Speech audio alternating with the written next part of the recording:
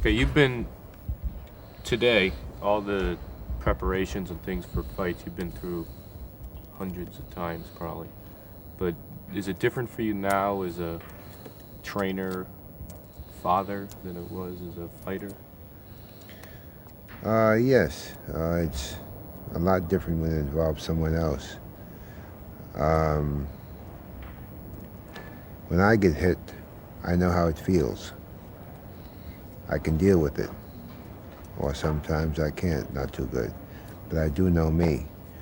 But my son Tracy, when he gets hit, I don't know what goes through his mind. I don't know how hurt he is. And all those things bother me. And as you know, he's a very, very slow starter, which he has proven in previous fights. He's been knocked down several times, and that's always in the first round, but he always comes back to win the fight.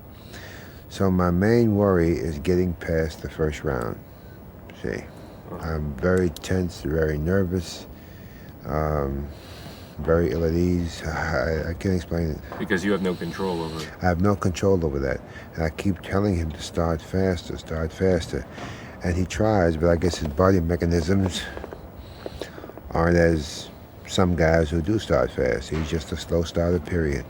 How did you and Tracy hook up? And he's an adopted son. Yes, well, many years ago, when he was 11 years old, I started my training young people back in '73. And Tracy would come to the camp and hang around, and after my seeing him often, I asked him would he like to try it out. So he said yes.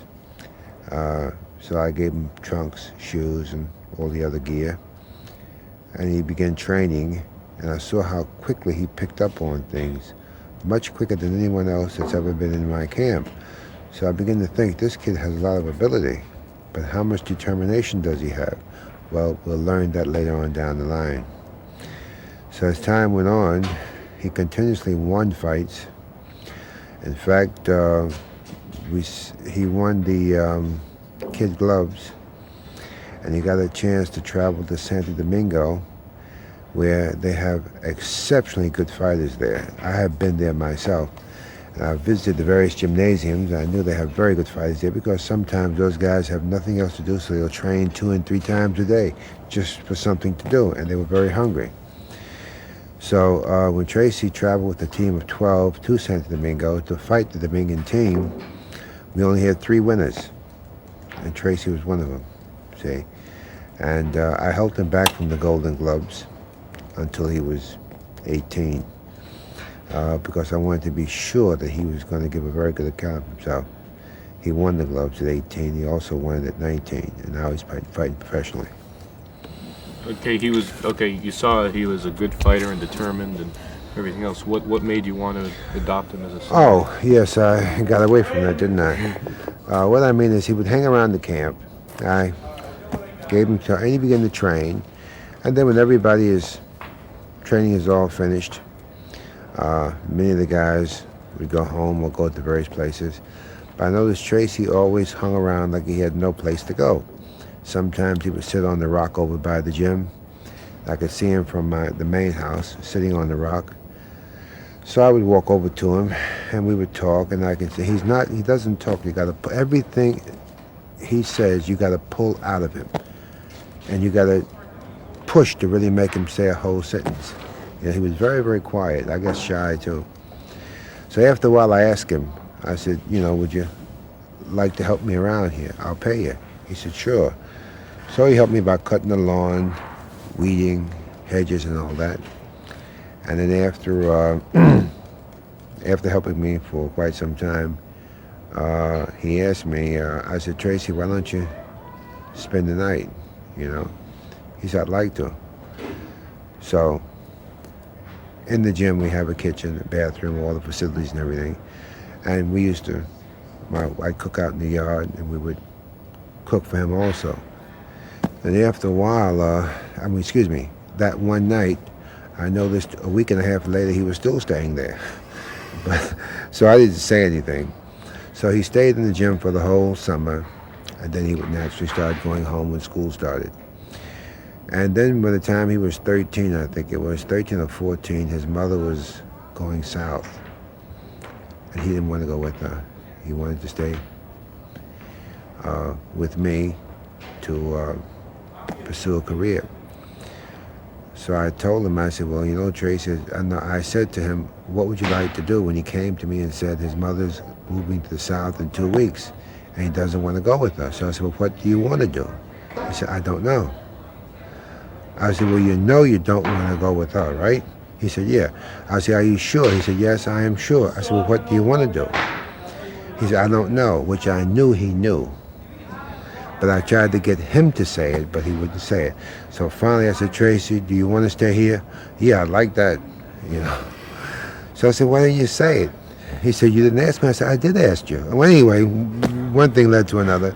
And he wound up staying there, so I spoke with his mother. I saw her and said, well, you know, Tracy is not going. She said, yes, I know, and if you would like, he could stay back with you.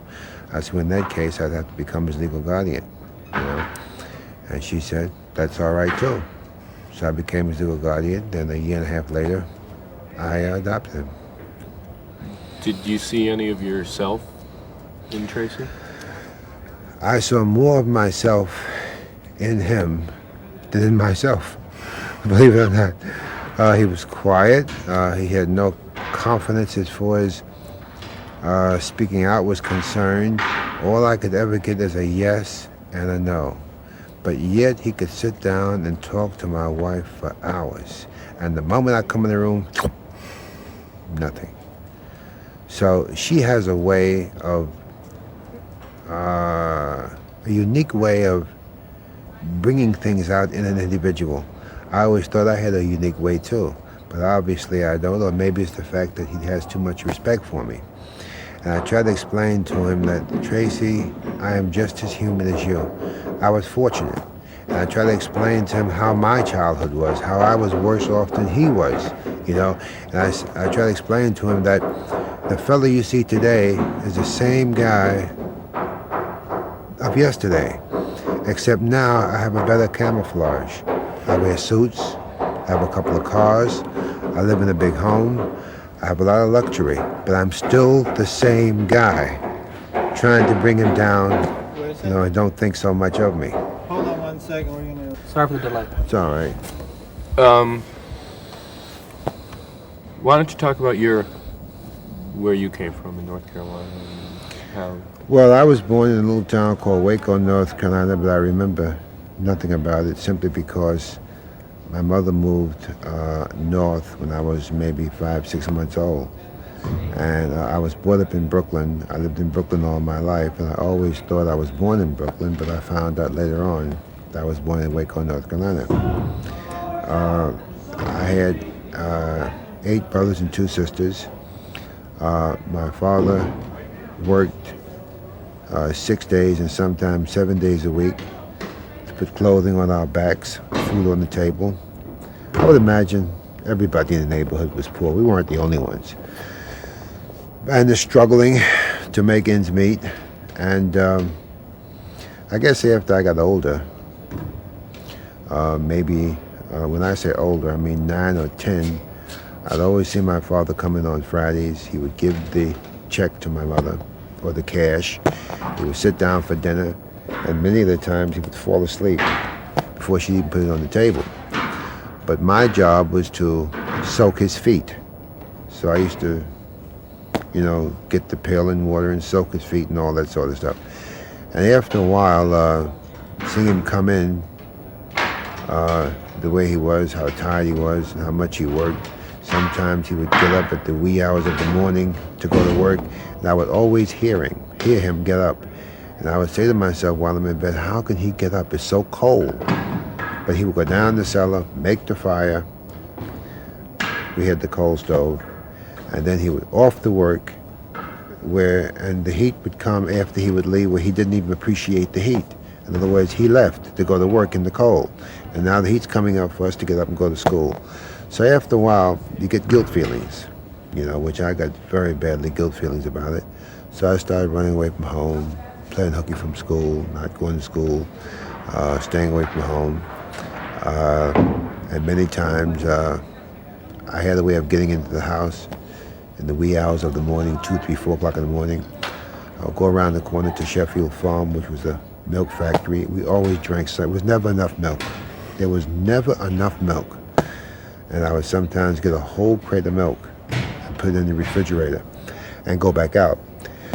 And sometimes I'd be away for 2 or 3 weeks, but eventually the cops would catch me roaming the streets or stealing from some grocery store while it was closed or something. And after a while, after maybe 2, 3 years of this, the judge finally decided to send me away. And in sending me away, I think it's the best thing he could have done, because it was Ludwig School that I went to, and it was there that I really learned confidence and got a foothold on life, you know, a destination to become something, a desire. And it was this teacher named Miss Vivian Costin, who has since ceased. She was the one that gave me all the confidence. And in that confidence, you started boxing? Well, when I came out, I had 2 brothers that were fighters. And I used to carry their bags to and from the gymnasium. And finally, the manager, Custody Amato, and my trainer then, Frank Lavelle, gave me boxing trunks and shoes and asked me would I like to start, which I did. And I guess after a couple of months, they saw a lot of potential, just like I saw in Tracy. So they began to put a lot more interest in me. I won the Golden Gloves in 1951 at 16. In 1952, I won everything. Nationals, Golden Gloves, Olympic tryout, everything. And then I turned pro right afterwards. You were 17 years old, and all that was happening to you. What was going through your mind? Well, the thing that bothered me more than anything else wasn't the fighting, wasn't the training. Could I handle it? In the sense that I become something special. I don't want to be special. When I go to the movies, when I go to Coney Island, when I go places, I want to laugh like everybody else. I don't want everybody looking at me. See? So it sort of gave me a complex in the sense that I can no longer be a part of everyone, because everyone is looking at me, which makes me special, and I don't want to be special. See? So that was the only problem that really arose from that. I didn't want to be, in other words, I used to go to Coney Island quite a bit. I enjoyed myself immensely there. But many times I would go, after I won the Olympics and started fighting pro, and I was on television quite a bit, people would actually follow me. When I go in the restaurant, I go to bite something, I see half a dozen people looking at me, so I put it back on the plate. You know? So after a while, I said, forget about this, you know. So every now and then I put a mustache and beard on or something, you know, to sort of disguise myself, because I wanted to be with you, you know, and to be with people, to laugh and talk and enjoy everything with them. I didn't like being special. You didn't see yourself as a celebrity? Or you didn't want to see yourself as a celebrity? Well, look, people make you what you are. In other words, they made me something special because, I guess, of my achievements. But supposing I accomplished all these things, the heavyweight championship, the Olympics, the regaining it, and everything else, and nobody looked at me. See? So what I'm saying is the people make you important, but it's how you feel about yourself which is most important. They look and see me. There's Floyd Patterson. I look in the mirror and I see me, and I'm still me. I'm just me, see? And nothing special. Anytime. Well, you're talking about you're an old-time trainer? Yeah. Dressing room. Yeah. So, now what are we talking? Which conversation are we going on? The one I just spoke about? The one you were just talking about. Oh, you want to skip and go into that? Yeah, we'll come back. Okay. We used to sit around the dressing room, guys, and we used to talk about fights, and we used to talk for hours. I'm talking about the dressing room in the gymnasium. And I can remember sometimes I would be sleeping at night, and I'd wake up at maybe 2, 3 o'clock in the morning to go to the bathroom. And I would think about a combination, you know, And I think about it, and we used to have the cord, the string you pull for the lights to go on. And I used to be in the bathroom throwing punches at the string. And sometimes you get carried away. And all fighters make noise, My noise is, and it got louder and louder. And then after a while, my father would come to the bathroom and say, "What the hell are you doing in the bathroom at 2 o'clock in the morning? Go to bed." And I would run and get in the bed. I would tell him I'm just shadow boxing. Sometimes I'd be in school, and the teacher would be, giving us things on the blackboard and so forth. And I'm sitting there concentrating on the combination. I would ask to be excused. I have to go to the bathroom. And I go to the bathroom, and I'd be in the bathroom sometime for 20 minutes to a half an hour shadow boxing. I'd get all sweated up. Then I would go back to the classroom, and she'd make me stay after class because she said I never went to the bathroom. I must have been out running because I was all sweaty and everything else. So what I'm saying is, you see, anytime you love something as much as I do, or a Sugar Ray Leonard, or a Sugar Ray Robinson, or Archie Moore, Walcott, guys like that, you'll take it above and beyond what it really is. You see, money was important. I'm very happy that there was money in boxing, but I would have boxed without the money, you see. But you look at the fighters of today. The only reason the majority of the fighters today become fighters is for the money. Now, every now and then you'll see an exception, like Sugar Ray Leonard. You'll see guys like the light heavyweight champion, offhand I can't think of his name. No, not Speaks. The middleweight champion, Marvin Hagler. Marvin Hagler, yeah. Those guys are taking it above. They have a love for it. Although they're being paid big money, they still have that love, and that love is number one. See, so what I'm saying is that back in my day, they had a lot of guys like Sugar Ray Leonard, a lot of guys like Marvin Hagler, guys like that. But nowadays, they don't have as many, so it's obviously strictly for the money. In your career, obviously, after 1962, when you lost it to Liston, you went for 10 years and you kept boxing. Maybe you weren't in your prime anymore, but you kept going. Yeah. And that's because you loved it. Well, you try to hold on to something as long as you possibly can,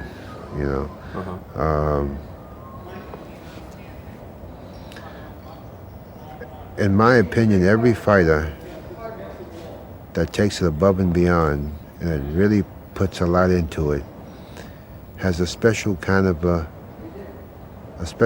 spark within, see, and that spark stays bright a long time. And after a while, I'm only basing things on myself. The spark dies, and when the spark dies, you're not the same. The desire, the will, all the things that you once had aren't there anymore, you see. That's the only way I can describe it. When your spark died as far as fighting, you didn't get out of the game, though.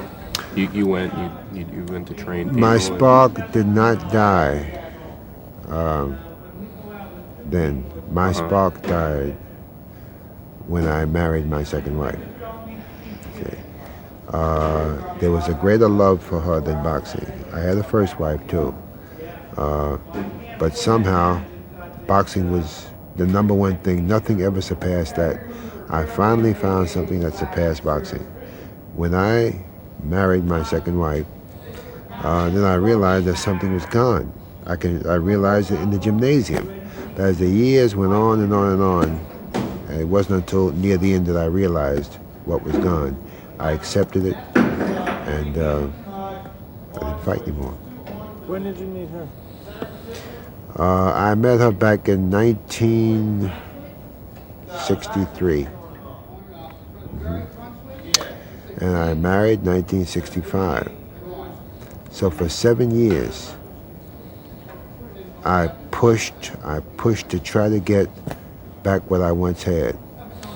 I got much of it back, but the desire, the burning desire, which that spark gave me, I noticed in many of my fights toward the end wasn't there. So finally one night I accepted the fact that she has taken. Now many people say, well, it's age and all that.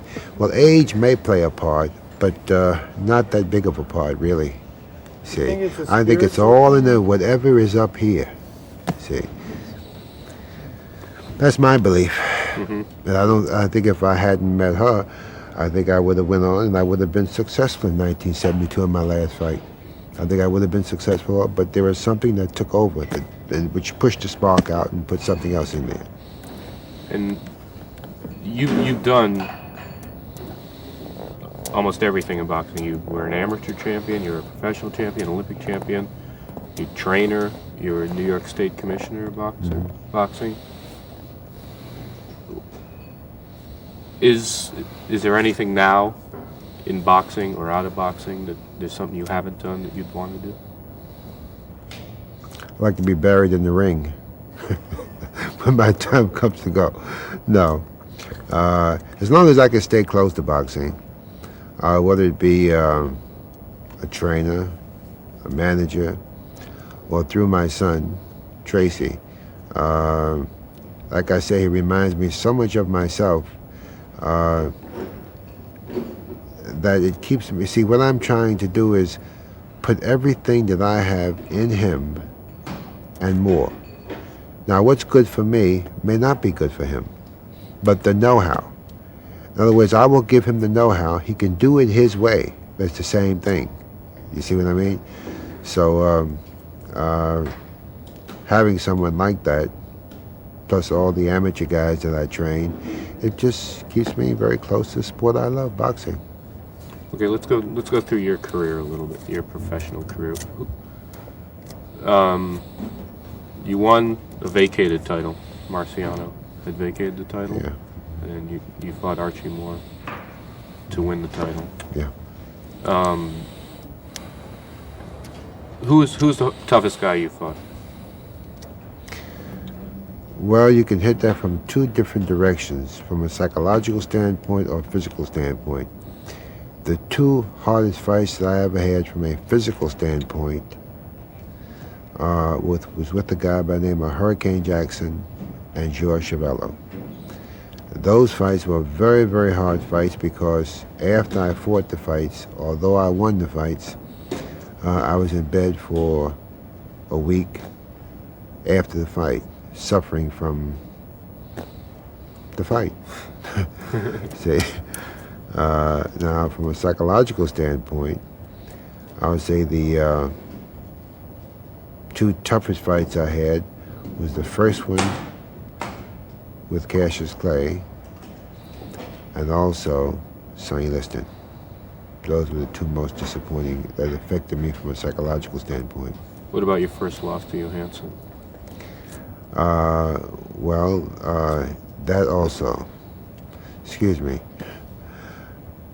I would say that one above the other two. Although, see, I've had a lot of ups and a lot of downs in boxing.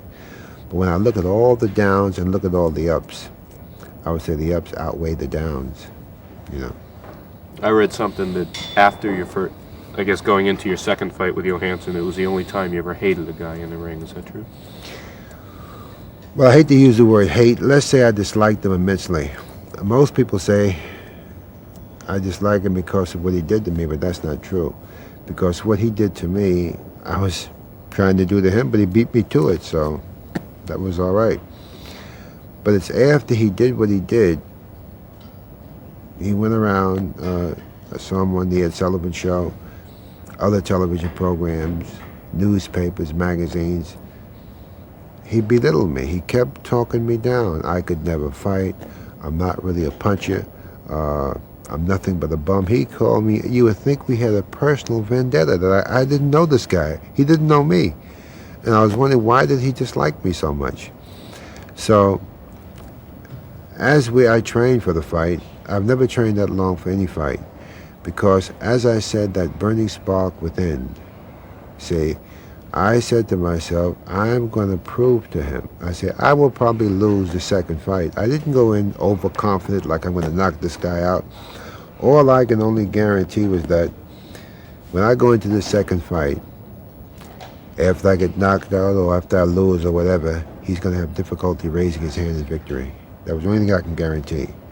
And the process of doing so, I knocked him out. Do you ever see him now? Well, he and I have become very good friends. Yeah, we have ran about 4 or 5 marathons in Sweden together. And I see him often at different affairs that are given by, different things, personal appearances. Have you ever confronted him with how you felt for that year? Or? Well, he knows that. I have never confronted him, no, because that was yesterday. That's gone. In other words, it's a book that's closed.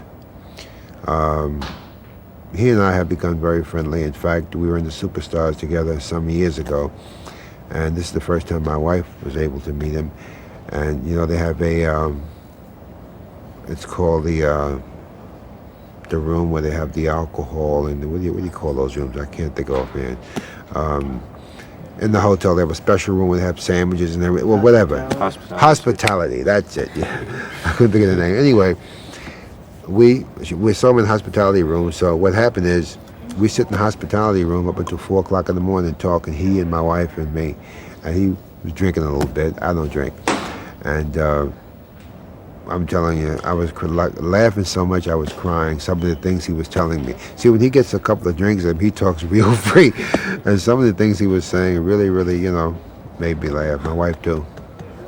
So water under the bridge and everything, you're close with him now? Well, the water was never on the bridge.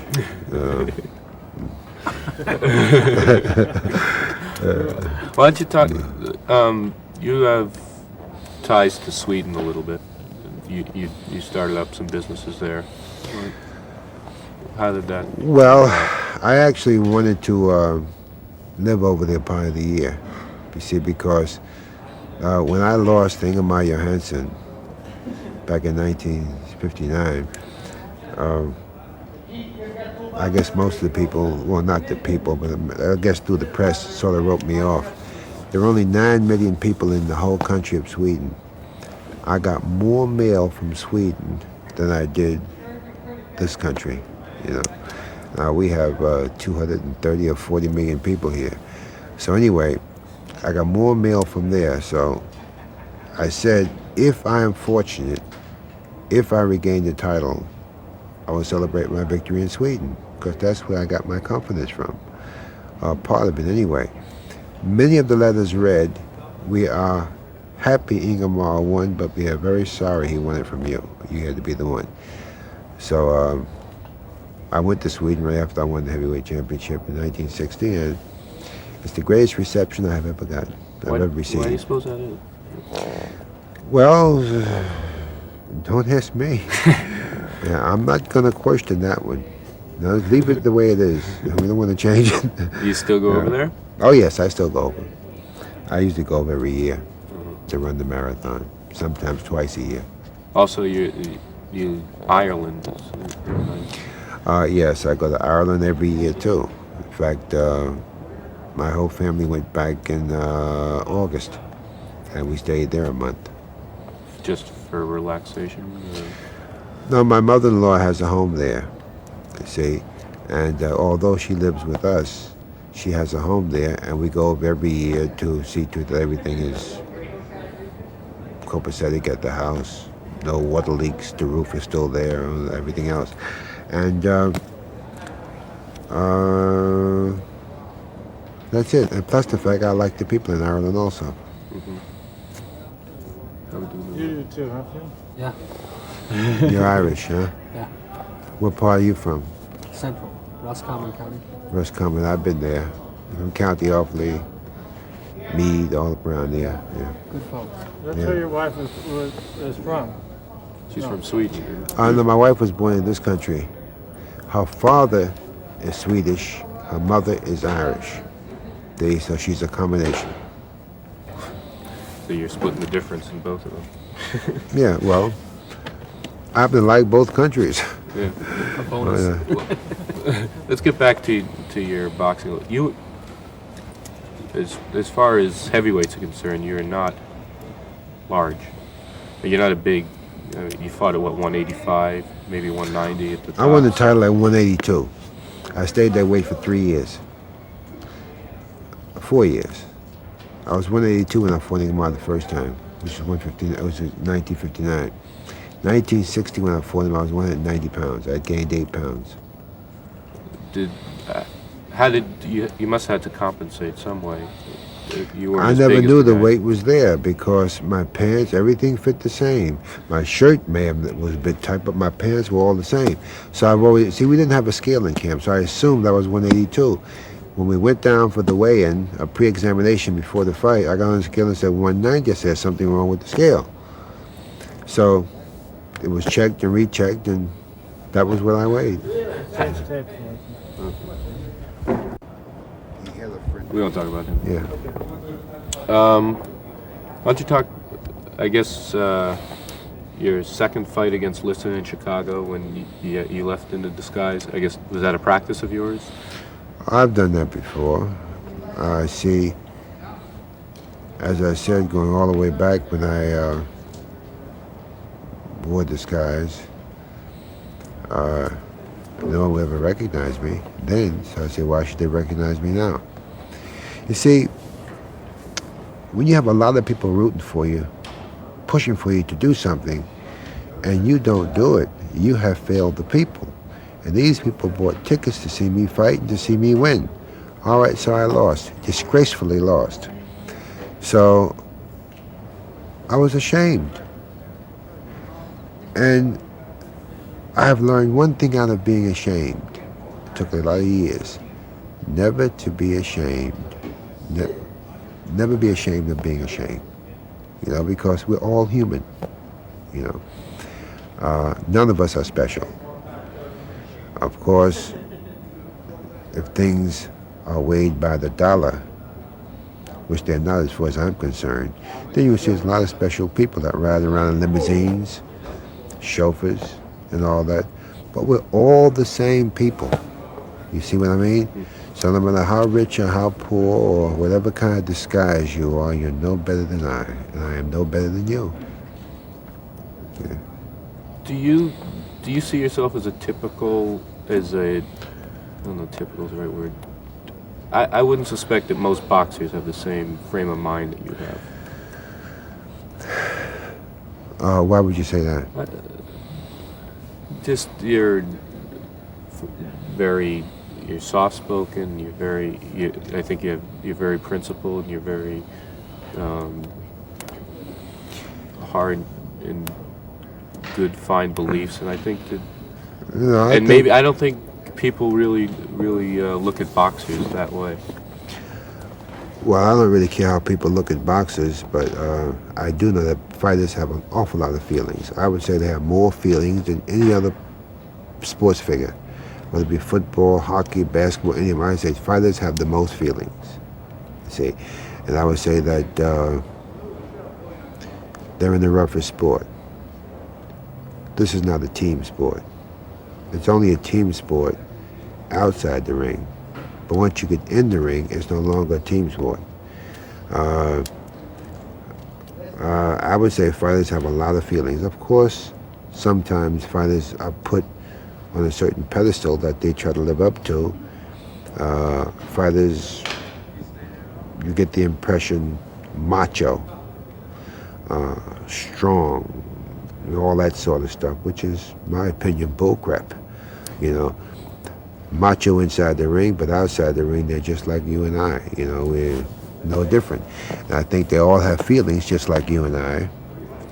And but people put them, as I say, on a certain plateau, and they try to live up to that, which I think is wrong. You, not only your feelings within yourself, but you obviously are giving and caring for a lot of other people. You go to Sweden because they show an outpouring of emotion to you. You felt like you should go and give something back to them. Tracy, the same type of thing. Where do you think that comes from? Well, I don't go to Sweden. I go to Sweden because I like the Swedish people. I genuinely like them. I like them because of what they gave me when I didn't get it here. See?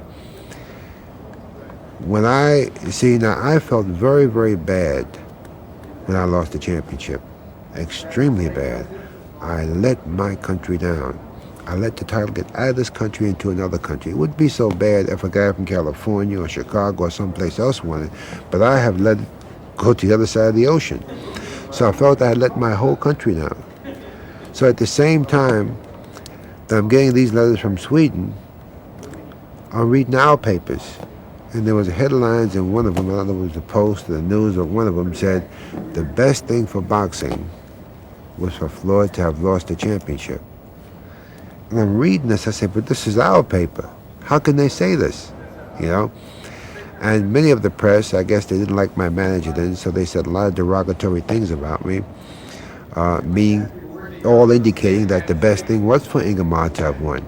But then I said, well, geez, if this is the way everyone feels, then I don't feel so bad. I only felt bad because forget about me. If I go into a fight, and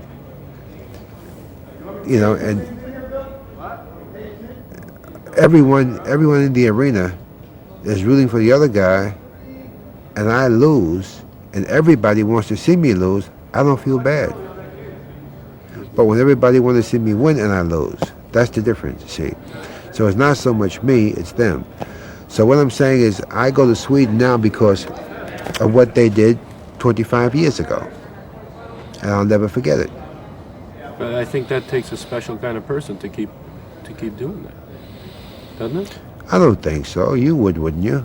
You don't forget yesterday that easy. You don't forget it was 25 years ago. But you forget. But it's still just like yesterday. You forget that Ingemar was saying all those bad things about you. You're friends with him today. That's something you'll forget. Yeah, bad we forget. We don't want to remember bad. We want to remember good. See, I don't want to remember anything bad. But I do remember, I keep vividly alive where I came from. Because by keeping vividly alive where I came from and what I was compared to what I am now, by keeping that vividly alive, it keeps me knowing who I am and knowing where I came from and never putting myself above anybody,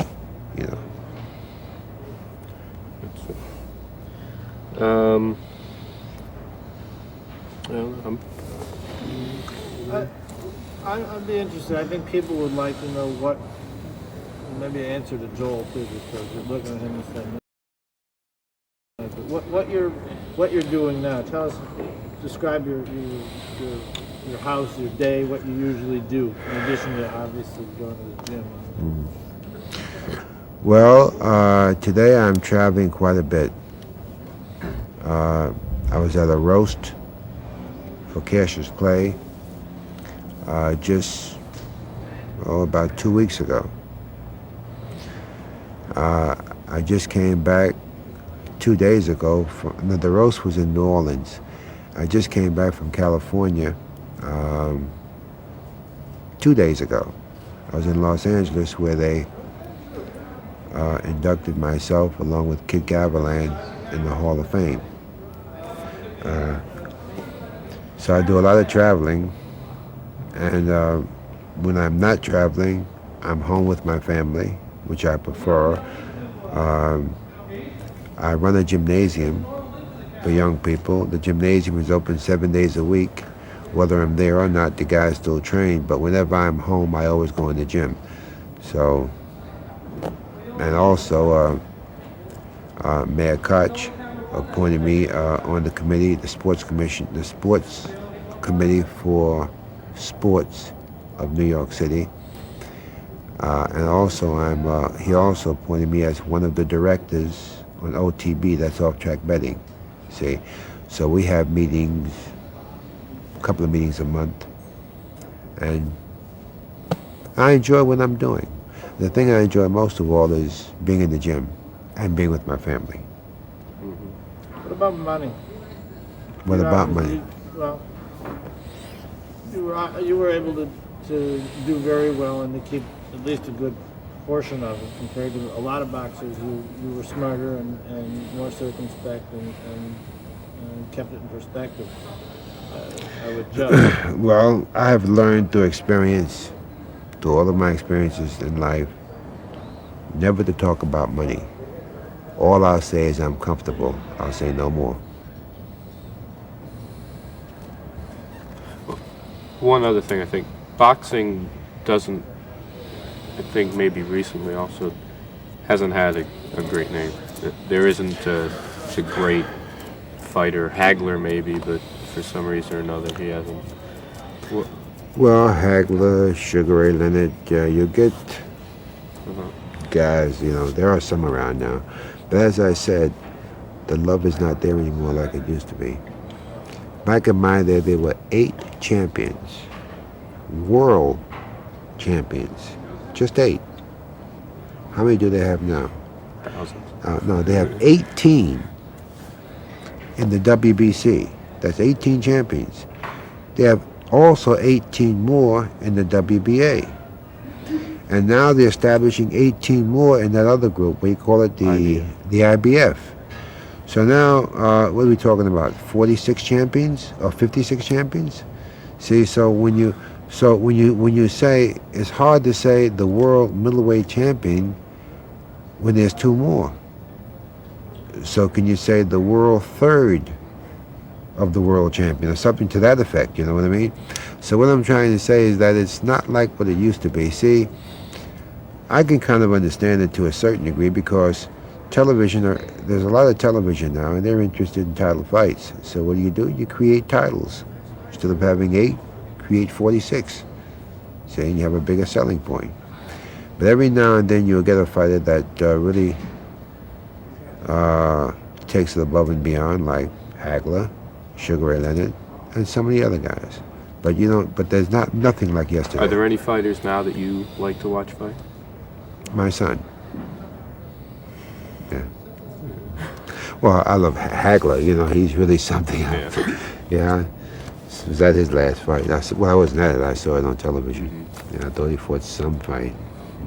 There's something different between being a cut above and a cut different, even though I understand what you're saying, but you don't want to be different or appear different or be treated different, even though they might do that. There's only one, or at least when you were, there's only one heavyweight champion of the world. There's only one guy in the whole world who is the toughest guy in the world, basically, is the way it is. Macho or no macho or whatever, that's the person with the crown. And that was you for what, 5-6 years altogether. There's a lot of feelings that go along with that, I would assume. So being the heavyweight champion. Well, being the heavyweight champion of the world, when I'm inside the ring, I'm the heavyweight champion of the world. When I step outside the ring, I'm still the heavyweight champion of the world, but I would prefer not being so much, if you understand what I mean. I've always liked to be a part of people. And when you have done something special, or you're an actor or an actress or whatever, or you're somebody, it's very difficult to be a part of society because everybody looks at you. I prefer being with the people looking at somebody else.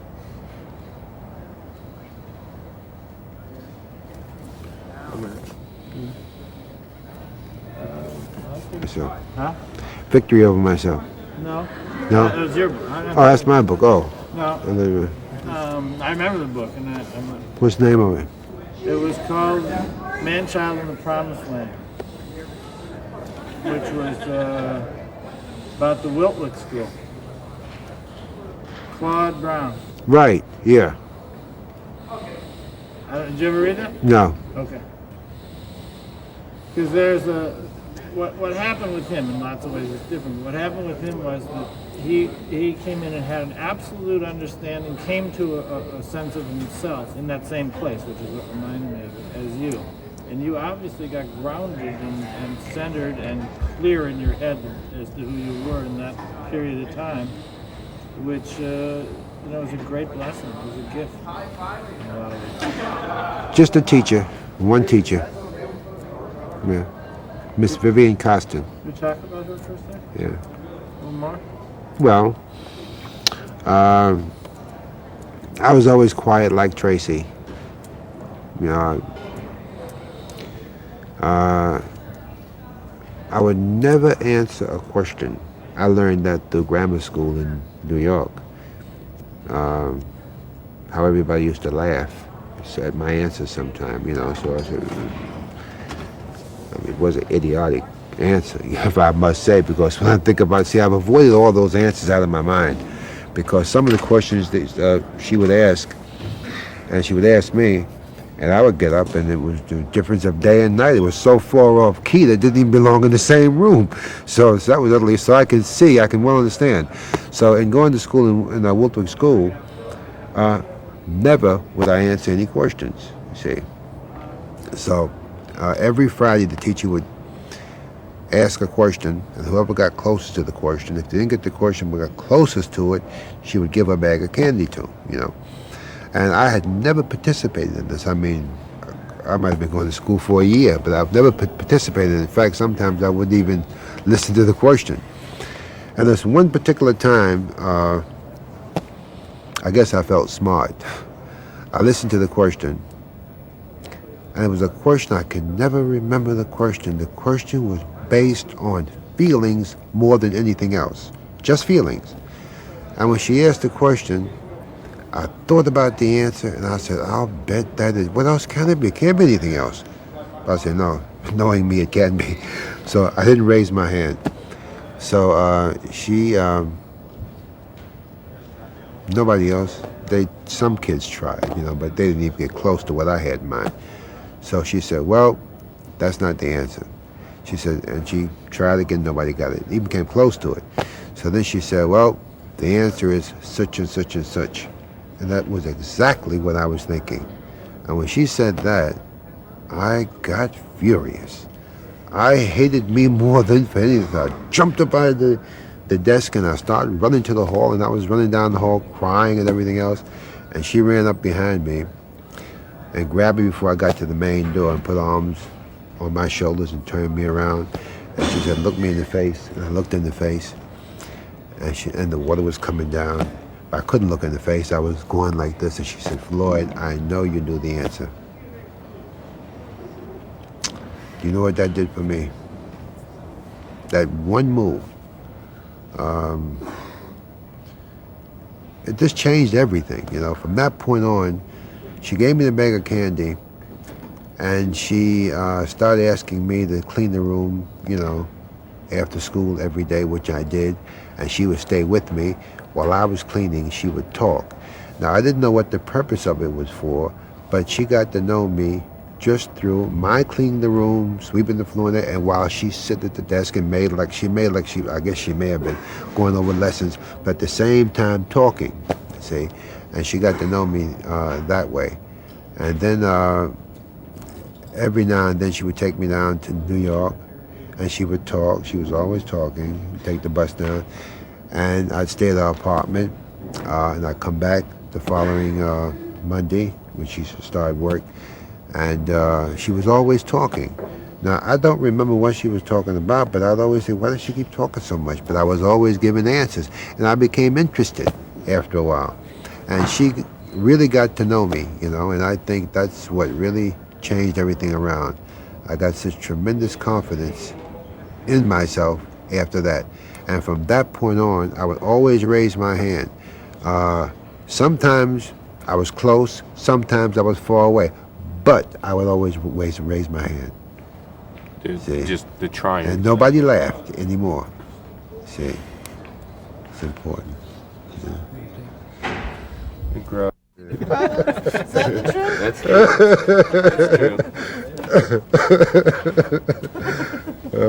Okay, fire away. You haven't had to keep yourself in shape for about 13 years now, probably, right? I mean, as far I haven't had to? Well, as far as getting into the ring and training the way you used to train. Why are you? You're probably at fighting weight now, right? Yes, I'm about 80, 82, 83, 84, somewhere around there. I got accustomed to doing exercise. I've been exercising since I was 14 years old. And for a while there, when I stopped fighting in 1972, for a couple of months there, I didn't do anything. And I began to feel lousy. In fact, I thought that there was something wrong with me. I went to a doctor for a physical examination because I couldn't sleep nights. Seemed like my whole body was coming apart. So the doctor told me that that, I have been doing something all my life and I just can't stop just like that. If I do want to stop, gradually stop. So then I started training in the gymnasium, then I started running and training, and I liked it. I got that old feeling back. And so, in fact, I've been doing so much running. In the past 3 years, I've ran 6 marathons, 1 in New York and 5 in Sweden. And I still train in the gymnasium, and it gives you such a good feeling to go to bed at night and be tired. It's sad to go to bed and not be able to sleep. But when I go to bed after training during the day or working outside or doing something strenuous, which I try to do every day, I have no difficulty sleeping at night. When you're training the kids now, do you ever get in the ring? Yes. I get in the ring with them once in a while. Not too much as the way I used to do. 3 or 4 years ago, I was getting in the ring and boxing 30 and 40 rounds with all the various kids. But I don't do that anymore. I'll get in the ring with a kid and I'll show him how to throw body punches or show him ways open and things like that. See, but I'm a bit too old to get in there, like I used to. You get a couple in every once in a while? Beg pardon? You get a couple in every once in a while, I don't throw punches back. I make them miss, but I'll tag him, but not to hurt him, just to show him where he's open. I find it's a much quicker way to teach a kid, to prove it to him right there on the spot. They learn quick. Quite effective. Yeah. That's very showing.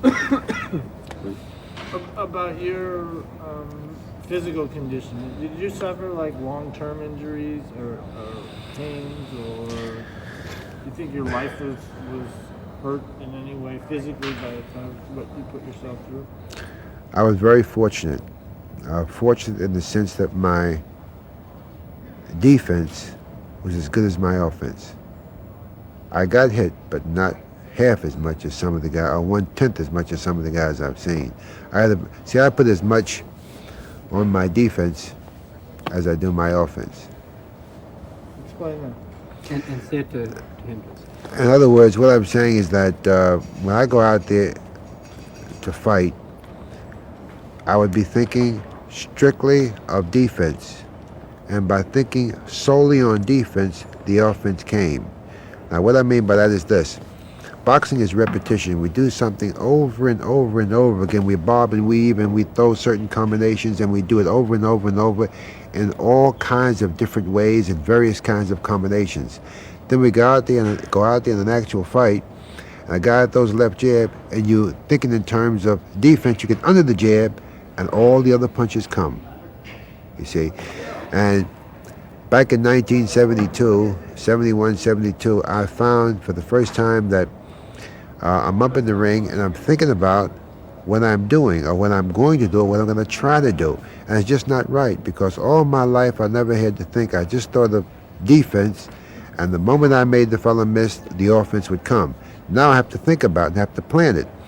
And I realized then that, I guess back to that spark, along with age, it was no longer there.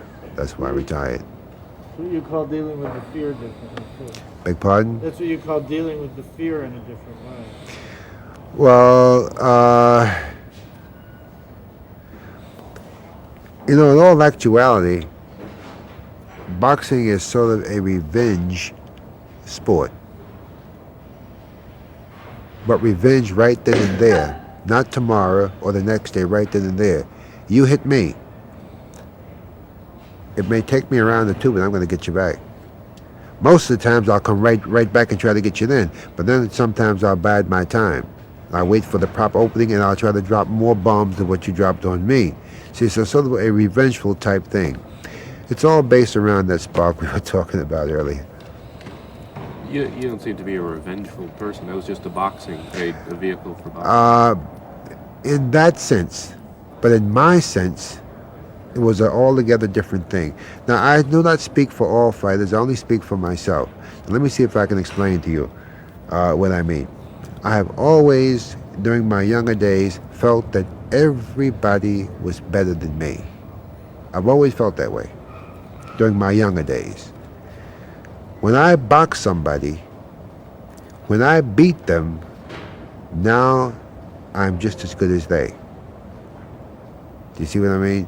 Now that's a terrible thing to think, but you know, I was young and I thought that way then. So practically every fight that I had, if a guy got me, I had to get him back, because now if I win the fight, now I'm just as good as he is. You know what I mean? Not better, just as good. By beating him, I'm just as good. I'm never better than anyone. I'm just as good. Back to that spark again. It's all a spark. All revolved around that spark. I have a question. Are there boxers' hands? Do you look at guys and they have the hands of a boxer? I have excellent hands for fighters. Now let me explain Can why. you hold them up? Because see, I have very thick hands. My hands are thicker than Clay's. I know this because we were in Las Vegas, and the fellow couldn't believe the thickness of my fingers. So he asked me to try Cassius Clay's, to try his ring on. And I couldn't get it on. See, we had to give our sizes. I have very thick hands. They're very similar to my father's, although my father's hands were a bit thicker than mine. And it just happens that those are good boxer hands. I mean, are these like bad boxing hands? No, what I'm trying to say, you see, the thinner the fingers, the more trouble you're going to have. Mine are extremely thick.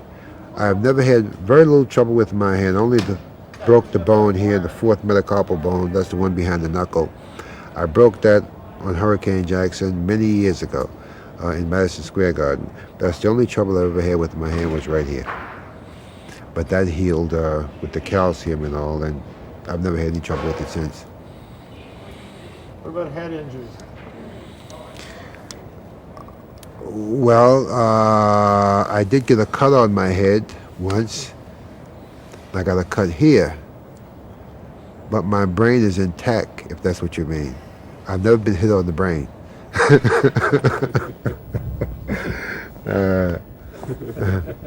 Yeah. Well, vouch for that.